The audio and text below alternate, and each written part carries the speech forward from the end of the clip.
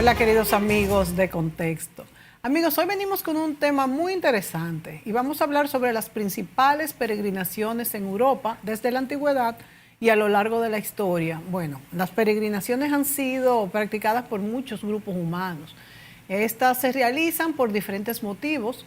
Son viajes hacia lugares considerados sagrados, significativos o místicos y generalmente tienen un motivo espiritual donde el individuo pretende, es como estar con uno mismo o también se ofrece como ofrenda por la consecución de distintos objetivos. Otras veces el motivo es recrear épocas, conocer culturas o simplemente hacer turismo. Muchos de estos viajes han marcado el inicio de tradiciones y creencias que han perdurado durante años. A mí me parece muy interesante conocer el origen de las peregrinaciones en el mundo, su evolución a lo largo del tiempo y las razones que han impulsado a las personas a emprender estos viajes. Nos preguntamos cuáles son los diferentes perfiles de un peregrino. ¿Qué se busca en estos viajes? ¿Cómo escoger el lugar adecuado para la peregrinación? Bueno, pues para conversar sobre este tema contamos vía Zoom con el doctor Miguel Dongil desde Madrid, España, que ya se ha convertido pues en un invitado asiduo, y con él vamos a hablar de las distintas peregrinaciones y nos contará pues sus impresiones y el resultado de sus investigaciones. Bienvenido, Miguel Dongil. Hola Mónica, un placer. Qué placer verte por aquí por la pantalla, te estoy viendo, Miguel, y recibirte una vez más en nuestro programa Contexto. Vamos a ver, Miguel, iniciemos con las rutas más frecuentes, más conocidas, y hablar un poco del pasado de las migraciones, cómo se cohecieron, cómo se armaron estas rutas, y ahora, ¿cuál es el presente? Sí, antes de empezar a hablar de peregrinaciones como tal, que muchas están vigentes en la actualidad y tienen mucha importancia, llámese el Camino de Santiago de Compostela, que lo componen bastantes rutas, o las peregrinaciones a Roma o a otros lugares. Hay que entender lo que son las peregrinaciones. Y bien, ya lo indicabas al inicio, en la introducción, de cómo las peregrinaciones tienen un fin inicialmente trascendente. Se peregrina a lugares de importancia y en todas las culturas y religiones se suele peregrinar desde muy antiguo a lugares que tienen un significado sobrenatural trascendente. En el caso en Occidente y en Europa nos vamos a centrar sobre todo en el cristianismo. Pues en el cristianismo inicialmente se van a ver los lugares donde estuvo Jesús. Estamos hablando de Tierra Santa, los santos lugares, donde padeció el Calvario, etc. Luego, los mártires, pues se va a visitar aquellos lugares donde fueron martirizados esos primeros cristianos, o donde fueron los apóstoles y donde fallecieron. Entonces, todos esos lugares vinculados a la figura de Jesucristo o de los apóstoles y los santos van a ser lugares de peregrinación. Por tanto, los lugares a nivel histórico que más importancia tienen desde el siglo I y luego va creciendo es Tierra Santa, luego por la importancia y los vínculos que tiene Roma, y en tercer lugar, que hablaremos bien de ello, tenemos el caso de Santiago de Compostela, donde según la tradición están los restos del apóstol Santiago, Santiago el Mayor. Entonces el componente religioso y espiritual es muy grande. Sí que es cierto que a lo largo de la historia luego se ha podido unir pues un poco el aspecto cultural, de conocer culturas, o el aspecto deportivo, etcétera, etcétera, que eso es mucho más reciente, de las últimas décadas, pero inicialmente las peregrinaciones tienen un componente trascendente, de peregrinar a lugares importantes en la religión, en este caso la cristiana, y también un componente estético de cumplir, por ejemplo, una promesa, o querer encontrarse uno mismo, o estar a solas con Dios. Todo eso está, digamos, imbricado, relacionado en las peregrinaciones. Este sería un poco el resumen muy resumido de lo que me preguntaste. Muy bien, Miguel. Justamente tenemos en pantalla ahora mismo los principales caminos de Santiago. Nos referimos a Santiago de Compostela, que es una de las rutas más importantes que actualmente se conserva y que ha sido a través de la historia. Y me gustaría que tú me hablaras un poco de esa historia, de este camino de Santiago en España. Sí, quiero hacerlo muy didáctico y entonces voy a contar un poco la historia del origen de lo que es las peregrinaciones a Santiago. Hablaré también de los diversos caminos, porque en realidad, más que un camino de Santiago, hay caminos o diferentes rutas. Y también quisiera dar algo que sea un poco un componente práctico, traerlo a la actualidad y hablar cómo son esas rutas en la actualidad, por qué se caracterizan o cuál yo aconsejaría también para darle un poco de, vamos a decir, de presente, ¿no? Para todos los que nos escuchan. A ver, lo que son las peregrinaciones a Santiago de Compostela, un poco ya lo mencioné antes, según la tradición, una vez que fallece en Tierra Santa Santiago, sus discípulos, un grupo de sus discípulos van a trasladar su cuerpo, una vez fallecido, a los confines del imperio, a una zona alejada para proteger su cuerpo. Y lo dejarían en Galicia. En concreto, lo enterrarían en donde está la actual catedral. Una vez que se descubre, según la tradición, dónde está la tumba del apóstol, será el rey Alfonso II del reino asturiano, el cual es el primero en ir a peregrinar, ve el lugar y decide construir allí pues un lugar, un templo de culto que en su desarrollo va a ser la actual catedral de Santiago de Compostela. Esta peregrinación, que se inicia en el siglo IX, va a ir aumentando en importancia, van a ir muchos peregrinos, no solo de la península ibérica, sino también de toda Europa, de los confines de toda Europa, y se va a convertir en el tercer lugar de peregrinación más importante dentro de la cristiandad. Vamos a tener en primer lugar los santos lugares, como dije antes, luego Roma y luego Santiago de Compostela. Entonces, para hablar de Camino de Santiago, yo digo que hay que hablar de caminos en plural porque en función de dónde se encuentre cada persona o cada grupo de peregrinos, pues va a haber diferentes rutas. Aunque hay muchas, porque se puede decir que en España, reconocidas oficialmente, hay 50, y si nos metemos en Europa hay cientos y cientos, pero por querer sintetizar, podemos decir que hay 3 o 4 que son las más importantes. Entonces voy a ir destacando cada una y no, aparte de la historia, quiero decir alguna cosa de la actualidad por si algún televidente quiere hacer estas rutas. Yo se las voy a recomendar cuál es mejor o peor en función de sus características o en función de lo que uno quiera encontrar. Entonces, hay una que ya por su nombre nos indica que es la más antigua, que se llama Camino Primitivo. El Camino Primitivo se entiende que es la primera ruta, el primer camino de Santiago, por así decirlo, porque es ese rey asturiano, Alfonso II, el que, enterado de que se descubre el cuerpo del apóstol, sale desde Oviedo, en Asturias, y llega hasta Santiago. Pues esa ruta histórica es el Camino Primitivo. Que es el más corto, ¿verdad, Miguel? No, no es el más corto. Hombre, los hay más largos. Mira, estamos hablando de un camino de Santiago, pues relativamente asequible en kilómetros, son 300 y pico kilómetros.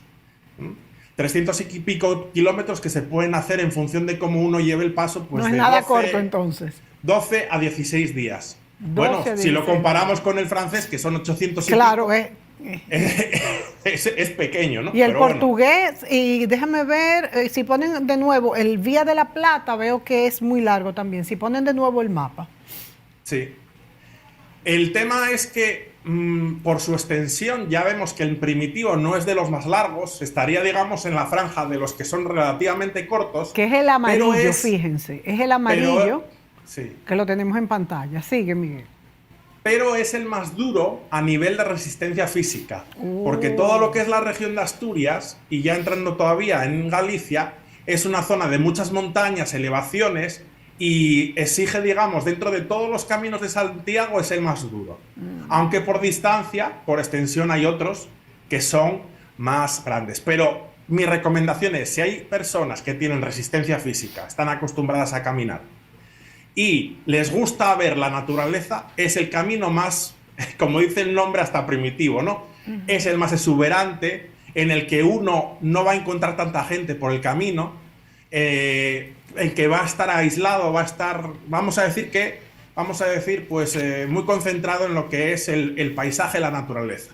Entonces es recomendado para gente que tenga fondo físico y que le guste la naturaleza. Entonces tiene alturas, hay que escalar en Sí. a eso te No, refieres, hombre, ¿verdad? al extremo de escalar no, pero hay zonas, o sea, todo el camino de Santiago está bien señalizado y los pasos están hechos para que cualquiera pueda ir caminando.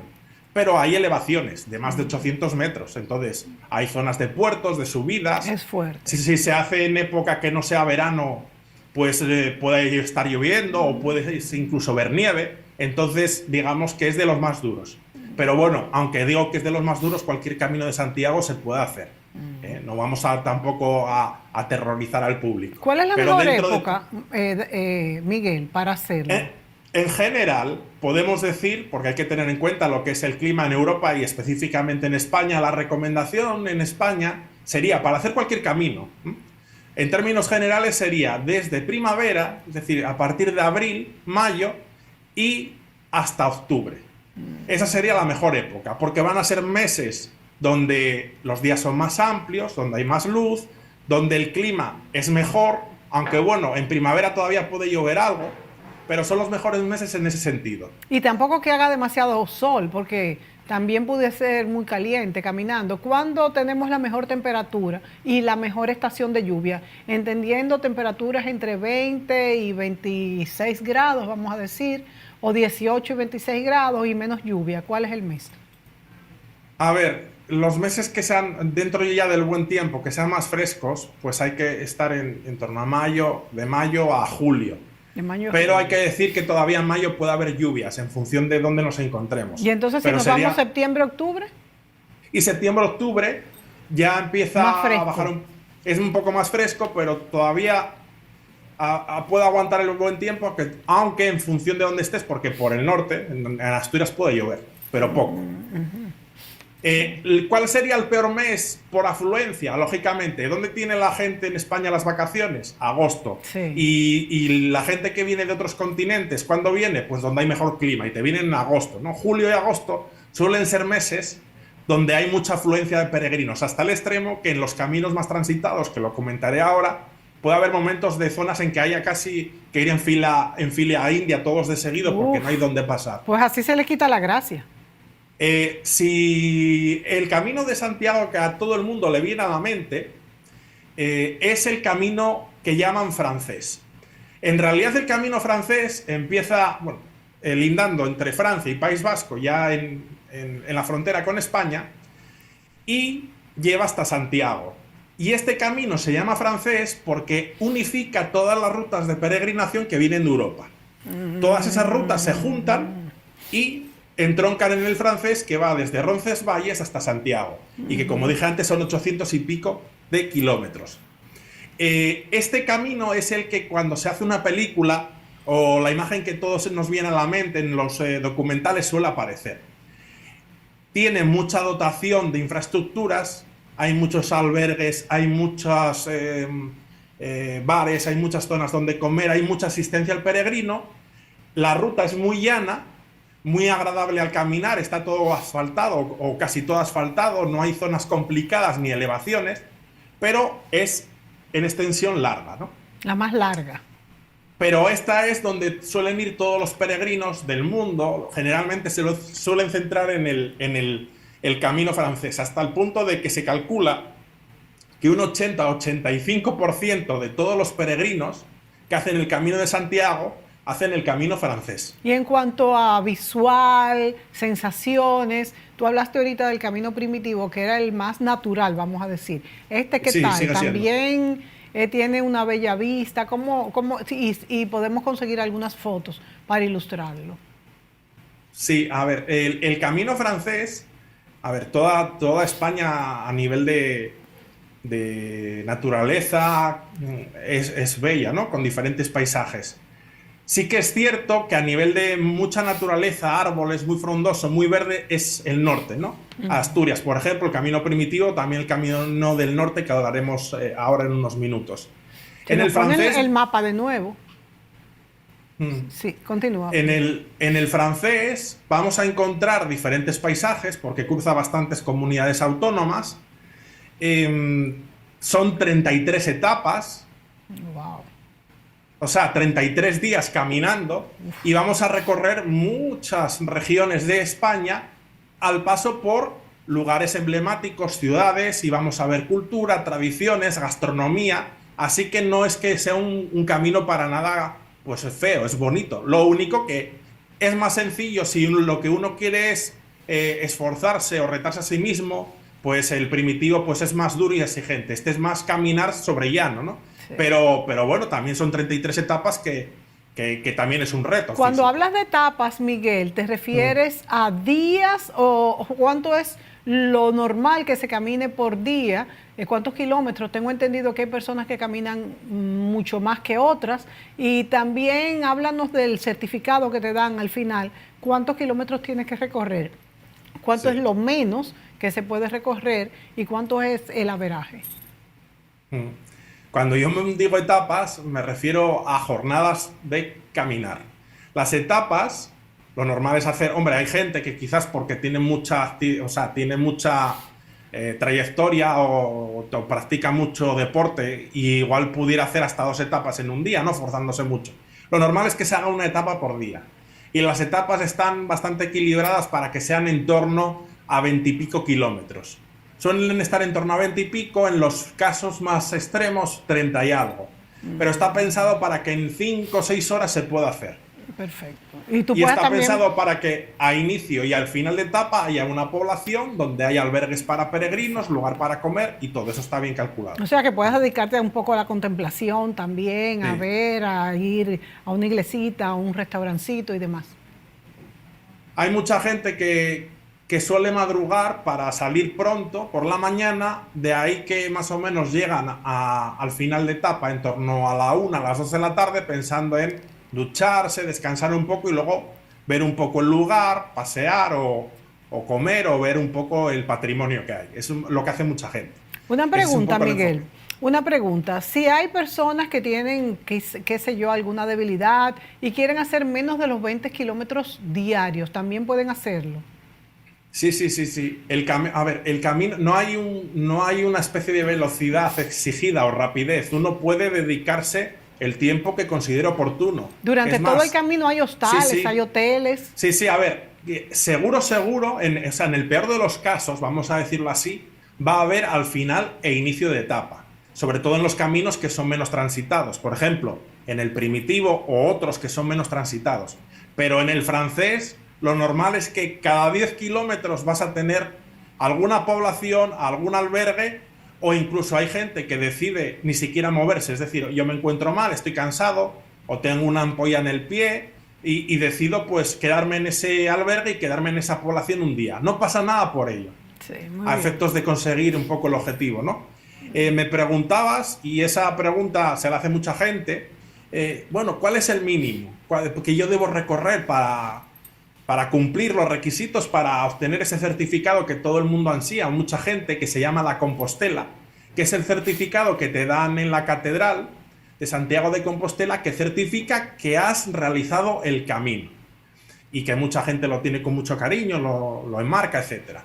Bien, para eso uno desde que sale tiene una credencial y en esa credencial tiene que sellar al menos una vez al día en el albergue, en una iglesia o en cualquier institución o entidad que haya en el camino para certificar que ha pasado por allí caminando. Muy bien. Pero si alguien quiere hacer lo mínimo exigido, lo que exige la catedral es al menos haber recorrido 100 kilómetros. Y 100 perfecto. kilómetros son más o menos 5 etapas. Se recorren 5 días. Y una localidad en el camino francés que cumple ese requisito es Sarria, que ya está en Galicia y es un punto que a nivel turístico y a nivel de patrocinio de lo que es el Camino de Santiago en turoperadores, etcétera, está muy, diría que yo que está masificado, porque como es el punto mínimo en el cual se cumple el requisito, hay mucha gente que o bien porque le falta tiempo o bien porque es la primera vez que lo hace y tiene miedo de que si es más tiempo pues le vaya a costar mucho esfuerzo físico, o por comodidad pues eligen ese punto. Entonces lo que tenemos en el camino francés desde Sarria hasta Santiago pues es que hay mucha aglomeración, sobre todo en los meses más de mejor clima. Y esa ruta de 100 kilómetros te permite obtener la Compostela. Eso sí, el requisito es que si solo haces los últimos 100 kilómetros, en vez de sellar una vez, tienes que sellar 2 veces al día, por la mañana y al final de etapa. Sería un poco el requisito. Aquí tenemos en pantalla el camino primitivo con todas esto que Miguel está señalando, de que miren que está, fíjense que hay 33.3, 27.7, 19.5, entre cada uno, por ejemplo, entre Santiago y Lugo. Y entonces después comienza de nuevo entre Lugo y, déjame ver, y La Mesa, ¿será? O estos números son los kilómetros, ¿verdad, Miguel?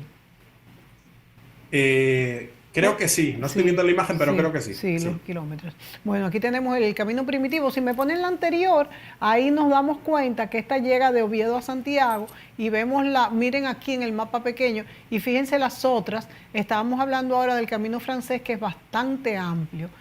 Sigue, continúa, Miguel. Entonces, después del camino primitivo y del francés, y hemos comentado esa alternativa que es dentro del francés hacer la etapa final de Sarria a Santiago, que son 5 días, como digo, tenemos el camino del norte. El camino llamado del norte, no hay que confundirlo con el primitivo que va por el norte. El camino del norte se llama así porque va a grandes rasgos desde País Vasco, por la costa, por el mar Cantábrico, hasta Galicia, que ahí empieza a bajar y ya entronca hasta Santiago de Compostela. Y es otro de los caminos históricos que desde la Edad Media los peregrinos recorrieron. Y es otro de los principales caminos que se siguen recorriendo aún en la actualidad. Se ve el mar, desde este se ve el mar, ¿verdad? Sí, se ve el mar. Sí. Es muy bello.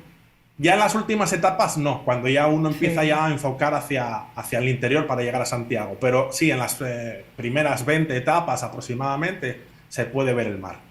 ¿Hay algún camino, alguna de las rutas que sea más sombreada que otra, en otras que haya más sol o que tengan de este tipo de características que hacen más difícil o más fácil el recorrido? Además de la altura, de las alturas, por supuesto.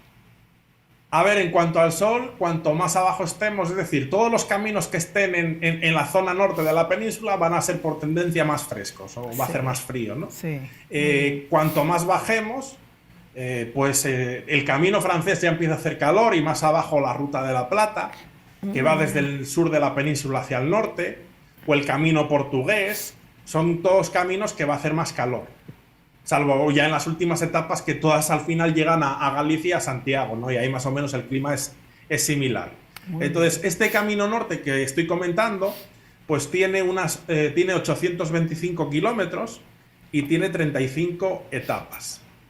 Hay más, como digo, pero recomiendo a la gente que si tiene dudas o interés busque información.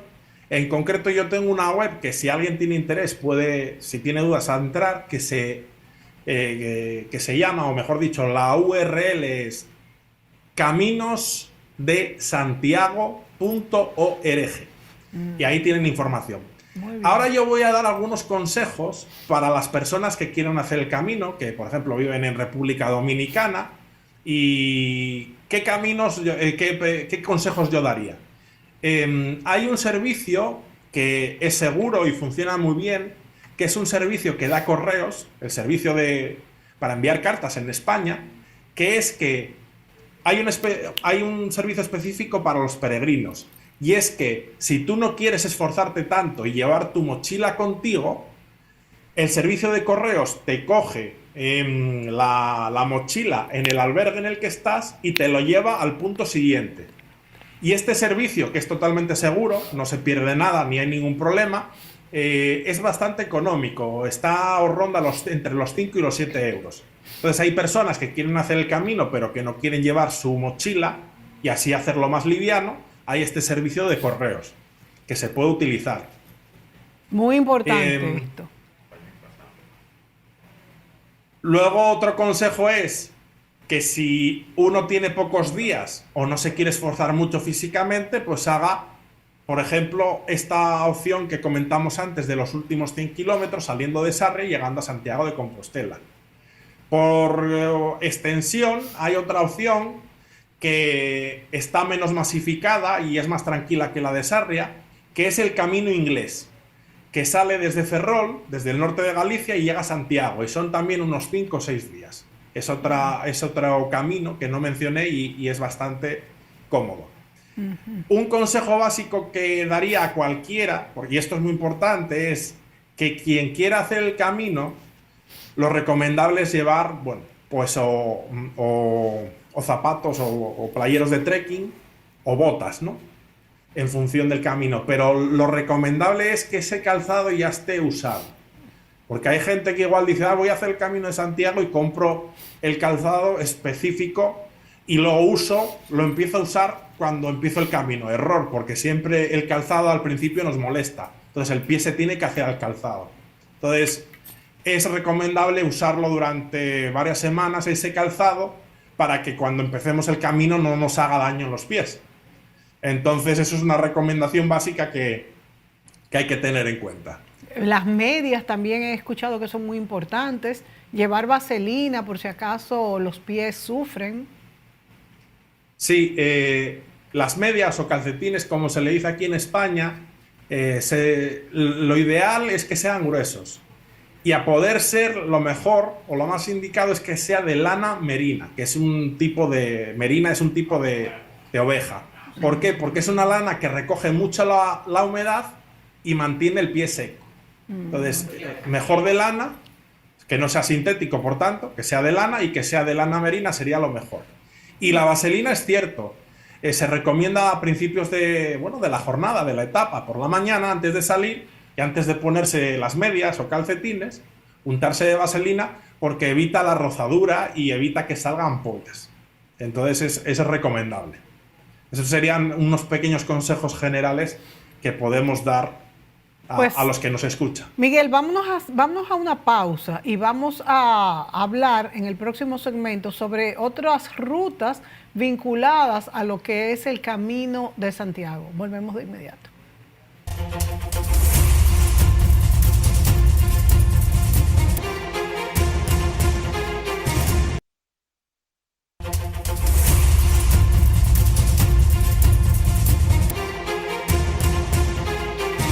Amigos, continuamos con Miguel Don Gil hablando de las peregrinaciones más famosas en el mundo y en este caso en Europa, y ya hicimos un recorrido por la de Santiago de Compostela, que es tan conocida en nuestro país.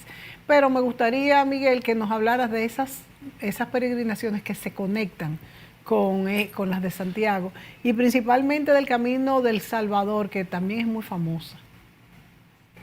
Pues sí, hay otras... Se pueden llamar rutas o caminos porque en sí mismo ya tienen sentido, razón de ser, pero sí que es cierto que están vinculadas con el Gran Camino de Santiago. Hay personas inclusive que deciden hacer el Camino de Santiago y generalmente al final extenderse un poco y hacer estas rutas, vamos a decir extra, de peregrinación. Entonces el Camino del Salvador se llama así por su punto final, que es la Catedral de El Salvador, la Catedral del Salvador de Oviedo, la Catedral de Oviedo. El Camino del Salvador hay que decir que es muy antiguo e inclusive, aunque pueda sorprender a muchos, es más antiguo o es anterior al Camino de Santiago. En la Catedral de Oviedo se van a guardar reliquias que con la invasión de los musulmanes de la península se van a enviar desde Toledo al norte, y para protegerlas se van a custodiar en la Cámara Santa de la Catedral de Oviedo. Y ya desde un inicio se van a empezar las peregrinaciones a partir del siglo VIII y siglo IX. Entonces es curioso porque es este mismo rey asturiano, Alfonso II, que lo mencionamos antes, que fue el primer peregrino a Santiago, pues Alfonso II fue el encargado de promocionar y de construir la catedral, primigenia catedral, entonces Basílica de San Salvador de Oviedo, para custodiar estas reliquias. Entonces, estas peregrinaciones son anteriores y luego vienen las peregrinaciones a Santiago. Pero por azares de la historia, digamos que las peregrinaciones a San Salvador van a quedar en el olvido y va a ganar en fama y en proyección internacional a lo largo de la historia las peregrinaciones a Santiago. Y hay un refrán que sobre todo se dice en Asturias, que tiene cierta gracia, y es: quien visita Santiago y no al Salvador, visita al vasallo y no al señor. Lo que está diciendo es: quien vaya a Santiago pero no vaya a Oviedo, al Salvador, está visitando al segundo en vez al primero, ¿no? Lo cierto es que al final estas rutas están muy combinadas. Hay mucha gente que hace el Camino de Santiago y luego o previamente hace el Camino al Salvador. Aunque se podría hacer desde cualquier sitio, pero bueno, la ruta, digamos, oficial es desde León, que está al sur de Asturias, y se va desde León hasta Oviedo, subiendo, ¿no?, hacia el norte. En lo que respecta a extensión, pues es una ruta relativamente moderada. Estamos hablando de que se puede hacer en aproximadamente 5 o 6 días. Y, hombre, tiene un poco de complicación en el sentido de que desde León hasta Asturias hay que cruzar la cordillera. Entonces, bueno, pues va a haber ciertas elevaciones. Pero bueno, son como las elevaciones de que nos podemos encontrar, por ejemplo, en el camino primitivo. Sí. Entonces, a excepción de eso, lo que es de extensión tampoco es muy grande. Como digo, se sale de León y se llega a Oviedo. Y al igual que hay en el Camino de Santiago, también hay una especie de pasaporte con el cual uno le van sellando en el camino, y al final le dan también un certificado que se llama, en vez de la Compostela, se llama la Salvadorana. Y es un certificado que te dan en la Catedral de Oviedo de haber hecho el Camino del Salvador. Es una ruta que, como digo, es menos conocida, pero que también tiene su importancia, y a nivel histórico, como digo, es más antiguo inclusive que el Camino de Santiago. Entonces yo recomiendo, pues, a los interesados en la historia y bueno, también lo que son las rutas, peregrinaciones, pues que es una opción bastante interesante. Vámonos, Miguel, al Camino de la Virgen de Covadonga, que tengo entendido también que es bien frecuentado en España y por los peregrinos del mundo. Al Camino de Covadonga se le tiene mucho cariño en Asturias. A nivel internacional puede ser que sea conocido, pero sí que es más bien a nivel regional, que tiene mucha devoción. Esto nos lleva o nos vincula a los orígenes de la historia de España, ¿no? Porque tenemos que ir a la tradición de la Santa Cueva. La Santa Cueva es donde la Virgen de Covadonga se le apareció al rey Don Pelayo, que en el año 722, en el siglo VIII, pues estaba combatiendo contra los musulmanes. La Virgen se le aparece y le dice que va a vencer. Entonces se produce la famosa batalla de Covadonga, ¿no? Sí. Pues desde esa gruta, que existe hoy en la actualidad, y allí dentro de la gruta está un pequeño receptáculo donde pues, se celebran misas y celebraciones, pues también está la Virgen, ¿no?, la talla de la Virgen. Y este sería el punto culmen de este camino de peregrinación. Hay varias opciones: comenzarlo en la ciudad de Gijón, que está en la costa. También está la opción de iniciarlo en Oviedo, que es la capital del Principado, e ir hasta Covadonga, que está en Cangas de Onís. Es una ruta asequible en el sentido de que se puede hacer en 3 días. Entonces, en ese sentido, vamos a ver mucha naturaleza. En cuanto al camino, está bien señalizado y va por zonas que son fácilmente transitables, y tenemos pues los suficientes albergues y asistencia para hacer el camino. Entonces es una ruta que también recomiendo. Son 75 kilómetros. Sería incluso menos que lo mínimo exigido en el Camino de Santiago, 100 kilómetros. Sí. Esta ruta son 75. Así que, lo dicho, esta la podría hacer muchas personas. Si alguien está por aquí, por Asturias, puede hacerla, y por internet hay mucha información al respecto. Antes de continuar con otras rutas, quisiera hacer una reflexión, y es que, bueno, es evidente, y sobre todo en las últimas décadas, se está combinando más el componente, vamos a decir, espiritual y religioso, que antes era el básico, el principal, y ahora se combina con personas que quieren también hacer turismo cultural, o personas que simplemente quieren hacer deporte y se ponen este reto de hacer estas rutas. Lo cierto es que hoy en día se combinan todas estas realidades. Ciertamente, y esto es un consejo y una cosa que no dije antes, cuando se hace la peregrinación a Santiago, un requisito para que te den la Compostela es que cuando vas a obtener el diploma o el certificado en la oficina del peregrino, te preguntan cuál es el motivo de tu peregrinación. Tienes que decir que es por cuestiones religiosas o por cuestiones espirituales. Para que te lo den. Porque lógicamente en una peregrinación tiene un componente pues, espiritual. Si tú no crees o lo haces simplemente por pasear, no te lo van a dar. Sí. Entonces eso no lo dije antes, pues lo digo ahora. Miguel, tú me hablaste de un camino que no conocía, el Lebaniego y la Ruta Mariana. Yo quiero que tú me lo describas brevemente para que no se nos quede poder entrar en la peregrinación a Roma. Precisamente yo he ido de más importancia a menos, y entonces por eso te van a sonar menos. El camino lebaniego es el camino tan sencillo que va hasta el monasterio de Santo Toribio de Liébana, que está en Cantabria. Igual te digo esto y me puedes decir, bueno, Santo Toribio de Liébana, pero si te digo lo que contiene, ya es más fácil de ubicar. En el monasterio de Santo Toribio de Liébana, que está en Cantabria, en España, está el fragmento de la cruz de Cristo más grande de toda la cristiandad. Y por su importancia hay peregrinaciones hasta al monasterio de Santo Toribio de Liébana. Es un fragmento, a pesar de que es el más grande de la cristiandad, es un fragmento como de unos 70 centímetros, así, y un grosor como de unos 6. Pero es el fragmento más grande que se conserva, que está dentro de un relicario.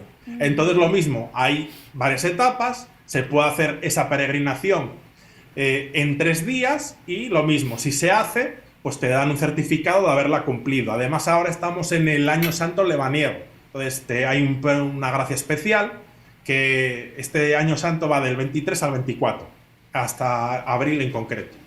Y luego para acabar de estas pequeñas rutas, tenemos la Ruta Mariana, que está, digamos, es bastante nueva y se ha impulsado sobre todo desde el 2008 aproximadamente, y es una ruta que pasa por 3 países, pasa por España, pasa por Francia y por Andorra, ese pequeño país que también hablamos en un episodio anterior. Y lo que se hace es visitar 5 grandes santuarios a la Virgen o marianos: el del Pilar en Zaragoza, Torre Ciudad en Huesca, Montserrat en Barcelona, Lourdes en Francia y Merichel en el Principado de Andorra. ¿Y cuánto dura esta ruta, Miguel? Esta ruta pues dura aproximadamente unos 8 días. Y entonces uno va pasando por los diferentes santuarios, también hay una credencial que se la van sellando y obtiene también un reconocimiento. Pero como digo, esta ruta se está patrocinando hace poco, relativamente nueva, pero a nivel de patrimonio cultural, histórico y también religioso es importante. Y como digo, pasas por 3 países, por España, por Francia y por Andorra. Me parece muy atractiva. Miguel, vámonos a las peregrinaciones en Roma, que me interesan mucho esas peregrinaciones, bueno, que se hacían también desde hace muchos años, desde la antigüedad. Bueno, peregrinar a Roma o visitar Roma al menos lo hacen muchas personas por el componente histórico y cultural de Roma, ¿no? Capital del Imperio Romano. Luego ahí está también la Santa Sede, está el Estado de la Ciudad del Vaticano, del cual hemos hablado. Está la cabeza de la cristiandad. Y desde la Edad Media pues ha habido peregrinaciones hasta Roma, porque, como dije antes, es el segundo lugar en importancia de la cristiandad para peregrinar, después de Tierra Santa. Y entonces, aunque se puede peregrinar desde donde uno esté, existe o está conceptualizada una vía que se llama Vía Francígena, que sale desde el norte de Europa y bajaría hasta Roma. Esta vía o camino, también podemos decirlo, tiene una distancia aproximada que, bueno, lleva a recorrerla entre 45 y 50 días y surge por una tradición de que hubo un obispo inglés que recorrió toda esa trayectoria desde el norte de Francia hasta Roma, y a su regreso pues él llevaba muy detallado un diario y entonces recoge un total de 70 etapas en la que detalló cómo se hacía esa vía. Y se sigue haciendo. Es menos conocida que el Camino de Santiago, por supuesto, pero hay peregrinos que siguen haciendo esta peregrinación a Roma caminando, como estamos hablando. Wow. Bueno, hay que decir que En el caso del Camino de Santiago, no lo dije, hay varias formas de hacerlo, que estén aprobadas, vamos a decir oficialmente. Se puede hacer caminando, se puede hacer a caballo y se puede hacer en bicicleta.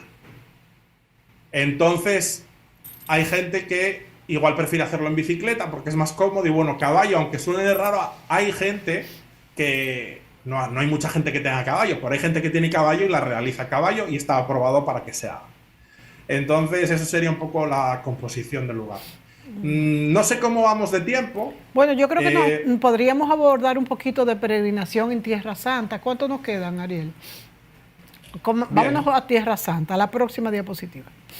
Perfecto. En cuanto a la peregrinación de la Tierra Santa, pues es el lugar fundamental de la cristiandad y hay peregrinaciones a Tierra Santa desde el siglo, sobre todo tercero o cuarto. Digo tercero y cuarto porque recordemos que en los dos primeros siglos y también en el tercero, el cristianismo estaba perseguido por el imperio. Entonces es difícil que hubiese peregrinaciones debido a esta persecución, sobre todo a partir del siglo IV. Se producen peregrinaciones a los santos lugares. Miguel, estamos bien de tiempo, ¿eh? O sea que puedes continuar. Bien. 10 minutos tenemos.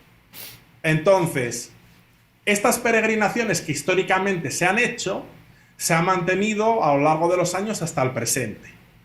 Entonces, esto es algo que la gente quizás no conoce tanto, pero si uno peregrina a Tierra Santa en la actualidad, que hay gente que lo hace, y aquí peregrinar sirve con el mero hecho de ir, o sea, puede ir en avión o en lo que sea. Eso te iba a decir, que no es a pie. Hay gente que lo hace a pie y lo comentaremos, pero bueno, es la excepción. Sí. Pero tú por ir a Tierra Santa, visitar todos los santos lugares, uno va a la custodia de Tierra Santa, de la Iglesia Católica, que la llevan los franciscanos, y por haber ido en peregrinación por motivo religioso, y haber visitado los santos lugares, te conceden una condecoración que iría en lo que hablamos en la anterior ocasión respecto al derecho premial, y es una medalla que creó el Papa León XIII a principios del siglo XX. El Papa León XIII lo que quería era, porque históricamente y ya a principios del siglo XX estábamos más o menos como ahora, Tierra Santa era un lugar conflictivo, etcétera, premiar a aquellos peregrinos que hubiesen ido hasta Tierra Santa. ¿Dónde es que tenemos que ir para tener, perdón Miguel, dónde específicamente, a cuál templo es que tenemos que ir para tener esta medalla? Custodia franciscana de Tierra Santa.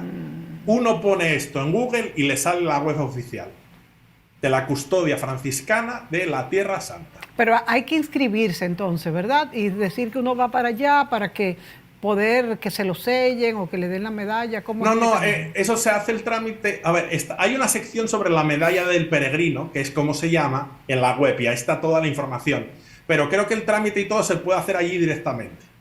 Entonces, la medalla como tal tiene 3 categorías, y aquí por eso vamos a hablar de cómo se peregrina. Si uno va por primera vez a peregrinar y ha ido en avión, como es lo más normal, le dan la medalla que es de bronce. Si uno ha ido a Tierra Santa 2 veces, es decir, ha ido un año y luego va a otro en avión, le dan la medalla de plata si lo solicita.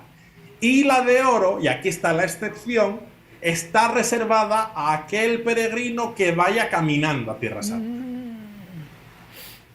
Y esto no es muy conocido realmente porque hay mucha gente que ha visitado Tierra Santa y por el mero hecho de ir a Tierra Santa ha podido tener esta condecoración que concede la Santa Sede, pero como no lo saben, no la solicitan y no la tienen. Claro. Entonces está bien saberlo. Qué interesante. Eso sí, hay que ir a la custodia franciscana de Tierra Santa. Muy interesante, muy de Jerusalén. Interesante.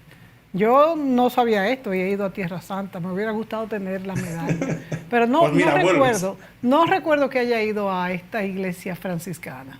Pero voy a ir la próxima. Entonces, quisiera decir, y esto es interesante, que hay una iniciativa que es muy reciente, que esto casi lo traigo así como en exclusiva, que es del año pasado, en que hay como se está haciendo un movimiento por, vamos a decir, restablecer las peregrinaciones caminando, hacerlo como, vamos a decir, más asequible, más normal, al estilo de lo que es el Camino de Santiago, aunque bueno, lógicamente en Tierra Santa siempre va a haber más peligro, pero hay un movimiento desde el año pasado que quiere establecer el camino a Jerusalén. y que haya una red de establecimientos, de atención al peregrino, inclusive también que haya una especie de certificación, una credencial para sellar, un poco al estilo de Santiago de Compostela, pero adaptado a Tierra Santa. Y está en proceso de gestión. Hay un grupo de personas, de peregrinos, que están haciendo las gestiones y están en contacto con esta misma custodia de Tierra Santa para ver si se puede llegar a establecer. Se ha establecido una especie de trazado, que todavía no es oficial, pero está en proyecto, de 21 etapas, y tiene ese camino 400 kilómetros. Entonces veremos si se llega a oficializar, pero se está en ello. Me parece que interesante, fomentar las peregrinaciones a Tierra Santa. Muy interesante. Y como vemos, estamos en un tema que es de actualidad, porque el turismo cultural, religioso, por piedad, por querer conocer la gastronomía, el patrimonio de un lugar está muy presente, pero son todas peregrinaciones que vienen de tiempos tan antiguos como inicios del cristianismo o de periodo medieval. Entonces yo creo que es un buen aliciente para que cuando desde República Dominicana viajen a Europa, los que puedan, pues hagan alguna de estas rutas, viendo que hay algunas que se hacen sencillo en 3 días y luego hay otras que se hacen hasta en 20, 30 días, eso depende de cada cual y el tiempo que tenga. Y que hay ayudas que se puede mandar el equipaje aparte, Sí. que no hay que cargarlo siempre, que hay pues puntos de estaciones donde te pueden atender. También, Miguel, existen a lo largo de estas rutas dispensarios médicos, por ejemplo, que si una persona tiene un problema de salud pueda acudir y demás. Sí, eso está muy bien controlado. Y en el peor de los casos, si te pasa algo en un punto del camino, que por lo que sea en ese punto no hay nada, siempre tienes el recurso a llamar al número de la policía y en menos de media hora están allí para atenderte. Bueno, y me imagino, ya se nos acaba el tiempo, pero me imagino también que si se te rompen los tenis, las botas, hay lugares donde comprar, ¿verdad? Sí. Eso, o sea, no hay que llevar dos. Sí. A ver, si estás en el camino francés, vas a tener donde comprar seguro. En el primitivo puede haber en algún tramo de que si se te rompe algo puedas tener problemas para comprarlo, pero en el francés no vas a tener ningún problema. Yo me voy por el camino francés, porque nunca he ido y quiero ir, y yo creo que ese es el mío, más sencillo, y hay de todo, y puedo probar la comidita, las bebidas y todo lo cultural. Miguel, se nos acabó el tiempo. Ha resultado interesantísimo este programa, muy didáctico. Yo creo que tanto para los que han hecho el camino como para los que lo queremos hacer, cualquiera de sus rutas. De manera que excelente, gracias por estar con nosotros desde Madrid, España, y por indicarnos todos estos consejos y estas precisiones sobre cada una de las peregrinaciones y distintas rutas. Gracias a ti y gracias a ustedes, amigos, por sintonizarnos, y será hasta la próxima.